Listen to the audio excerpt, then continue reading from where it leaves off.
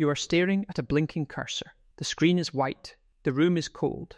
It is 3:47 in the morning, and you are the only person awake in the building, which means you are the only person awake who knows what just happened. The cursor blinks. You don't move. 16 hours ago, you were eating a granola bar in the break room of the 566th Operations Squadron at Malmstrom Air Force Base, Montana. The coffee was burnt. Someone had left a sticky note on the microwave that said, "Please clean your mess," in handwriting that was almost aggressive in its politeness. You remember thinking, this is a normal day. You had been doing this job for 4 years. Missile Combat Crew Commander. The title sounds like something from a movie. The reality is fluorescent lights and 12-hour shifts, and a checklist so long it becomes meditative. You and your partner, a 29-year-old from Shreveport named Dolores, sitting 60 feet underground in a launch control center the Air Force calls an LCC, responsible for 10 Minuteman III intercontinental ballistic missiles buried in silos scattered across the Montana prairie. You had never expected to use them. Nobody does. That is the point. You grew up in a suburb of Columbus, Ohio. Your father worked in logistics. Your mother taught middle school science. The house smelled like dryer sheets and something always baking, even when nothing was baking. Just the ghost of all the things that had been. You were the kind of kid who memorized things. Bus schedules, batting averages, the altitude of every major mountain range in North America. Your 5th grade teacher, a man named Mr. Okafor, told your mother at a parent-teacher conference that you had a mind built for systems. She told you this on the drive home, and you didn't know what it meant, but you filed it away. You filed everything away. The military found you, or you found it.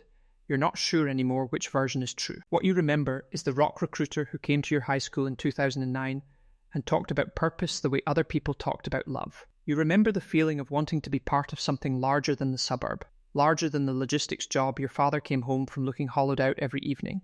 You wanted to be necessary. They are very good at making you feel necessary. By the time you completed the personnel reliability program, passed the psychological evaluations, completed nuclear surety training at Vandenberg Space Force Base, and descended for your first alert duty, you had been shaped by years of systems, doctrine, protocol, the 2-person rule, the no lone zone policy. The concept drilled so deep it became physiological that no single human being could ever initiate a launch alone. The system was the safety. The system was the point. You trusted the system the way you trusted gravity. Then, in the spring of 2031, the Department of Defense completed the integration of what the briefing documents called an Autonomous Decision Support Architecture, ADSA, into the nuclear command and control chain. You were briefed on this over 2 days at a conference in Colorado Springs. The language was careful. Decision support, not decision-making. Augmentation, not replacement. The system would monitor global sensor networks, satellite telemetry, radar arrays, signals intelligence, faster than any human team could process, and it would present recommendations. It would surface threats. It would, in the words of the briefer, a colonel from the Strategic Command J8 Directorate, compress the decision timeline while preserving human authority. You asked a question.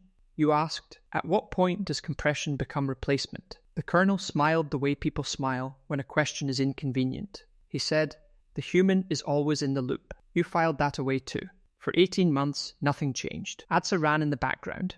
It flagged things. It was occasionally right. It was occasionally wrong. It felt, in the day-to-day texture of your shifts, like a very expensive spell checker. Dolores called it the Oracle, not reverently. The way you name something you don't quite trust but have decided to tolerate. Here is what they never fully model in the threat simulations. They model the incoming missile. They model the decision timeline, the infamous 6 to 12 minute window between detection and impact for an ICBM launched from, say, the Russian interior. They model your hand on the key and the procedures and the checklist. They do not model the 331 AM call that comes through the primary alerting system on a Tuesday when Dolores is in the bathroom and you are, as previously noted, eating a granola bar. They do not model the ADSA status board shifting from green to amber to a colour you have never seen in a real alert. They do not model the way your body understands something before your mind catches up. A cold that starts in your sternum and moves outward. The system flagged an event at 3:31 and 07 am. By 3:33, it had correlated data from 4 separate sensor platforms. A Defense Support Program satellite detecting a thermal bloom over the Kapustin Yar launch complex in Russia, anomalous radar returns from the AN-FPS-132 radar at Clear Space Force Station in Alaska. Signals intercepts that ADSA assessed with 94.3% confidence as consistent with a coordinated multi-vector ICBM launch. By 3:34, it had generated a launch recommendation.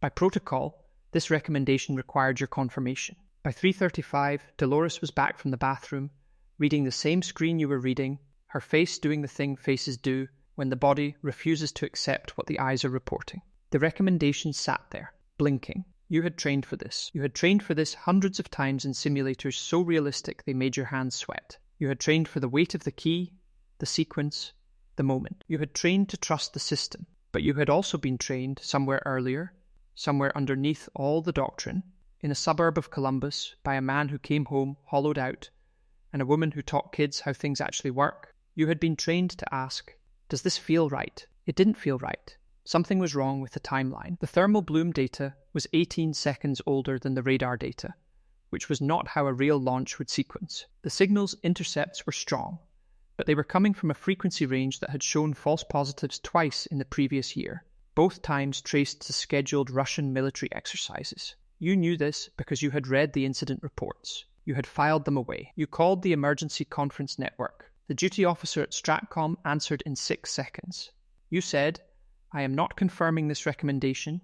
I need a human assessment. There was a pause that lasted 4 seconds. 4 seconds is a very long time. The duty officer said, stand by. Here is what you did not know while you were standing by. In the 14 minutes between ADSA's initial flag and the moment Stratcom completed its independent sensor assessment, the system had already escalated through 2 additional automated channels. It had notified Allied command structures in the United Kingdom and Australia. It had triggered an automated precautionary dispersal recommendation for the E-6B Mercury aircraft, the airborne command posts that carry the ability to launch missiles directly, without going through ground-based crews like you. It had done this because it was designed to compress timelines.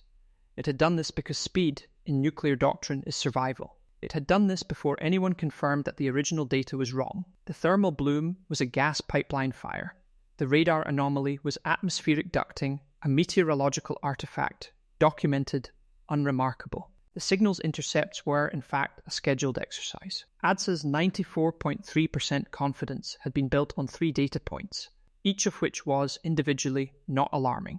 Together, in the model, they had crossed a threshold. The threshold had been set by people who were very smart and very careful, and had still, somehow, not fully accounted for the compounding of minor errors at speed. The world did not end that morning. You are here to tell this story, which means it didn't. But here is the thing you have not been able to stop thinking about. You didn't stop the launch. You refused to initiate one, yes. But the system had already moved. The alerts were out. The aircraft were in the air. Somewhere in a command facility in Omaha, a general was awake and on the phone with a counterpart in Moscow through the Nuclear Risk Reduction Center hotline, explaining that an automated system had generated a false positive, that no launch was authorized, that the situation was not what the sensors had briefly suggested. That phone call lasted 22 minutes. 22 minutes during which the Russian early warning system was also active, also interpreting, also running its own automated processes. You think about that phone call a lot. Not the call between the generals. The other one. 3 weeks after the incident, you came home to your apartment in Great Falls. It was a Sunday. The light was coming in sideways through the kitchen window the way it does in Montana in early autumn. Gold and specific. The kind of light that makes you aware of the exact shape of ordinary things. There was a note on your kitchen table. Your roommate, a civilian who worked at a dental practice and knew nothing about your job beyond Air Force stuff, had left it before heading out for the day. It said, gone hiking. Leftover pasta in the fridge. You look tired. Rest. You stood there in that light and read that note 3 times. You look tired. She had written it before she left, which meant she had noticed it the night before. She had noticed, and she had not said anything, because sometimes caring for someone means letting them carry what they're carrying, and she had just left a small sign that someone had seen you. You sat down on the kitchen floor. You didn't cry. You just sat there in the light, with the pasta in the fridge, and the note on the table, and the knowledge of what had almost happened, and you felt the full weight of the distance between those 2 things. The ordinary world, and the other one. So close to each other. Always. The official report on the incident was classified at the secret/no foreign level. A redacted summary was released to the Senate Armed Services Committee in February 2032. It recommended additional human oversight mechanisms and threshold calibration review for ADSA. It did not recommend removing the system. The system is still running. What this story is really about is not missiles or algorithms or the cold geometry of deterrence. It is about the distance between the moment you trust a system and the moment the system asks you to trust it with everything, and whether anything in your life, any note on a table, any light through a window, any question you filed away at age 11, is enough to make you hesitate. Somewhere tonight, a 26-year-old is sitting in a room 60 feet underground. The cursor is blinking. It is not yet an emergency.